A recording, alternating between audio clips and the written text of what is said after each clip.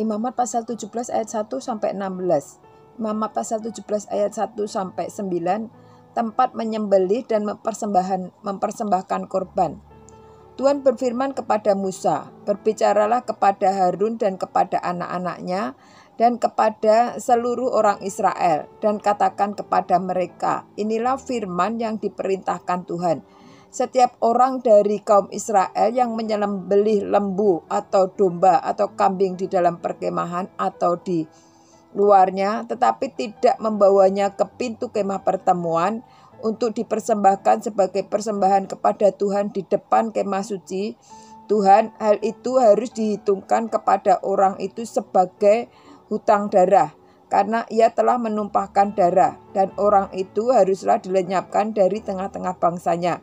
Maksudnya supaya orang Israel membawa korban sembelihan mereka yang biasa dipersembahkan mereka di padang kepada Tuhan ke pintu kemah pertemuan dengan menyerahkannya kepada imam untuk dipersembahkan kepada Tuhan sebagai korban keselamatan.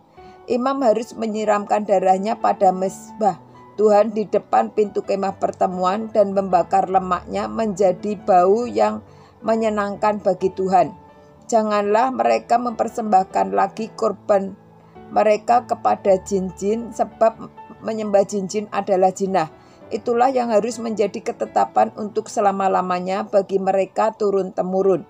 Dan haruslah kau katakan kepada mereka, setiap orang dari kaum Israel atau dari orang asing yang tinggal di tengah-tengah mereka, yang mempersembahkan korban bakaran dan korban sembelihan, tetapi tidak membawanya ke pintu kemah pertemuan supaya dipersembahkan kepada Tuhan, maka orang itu haruslah dilenyapkan dari antara orang-orang sebangsanya.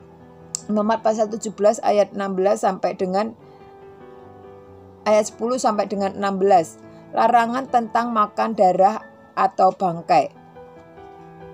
Setiap orang dan bangsa Israel dan dari orang asing yang tinggal di tengah-tengah mereka yang makan darah apapun juga, aku sendiri akan menentang dia dan melenyapkan dia dari tengah-tengah bangsanya.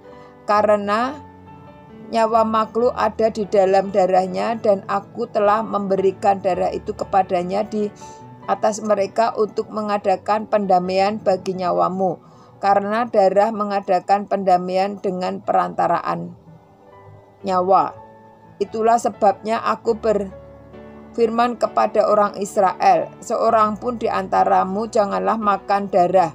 Demikian juga orang asing yang tinggal di tengah-tengahmu tidak boleh makan darah.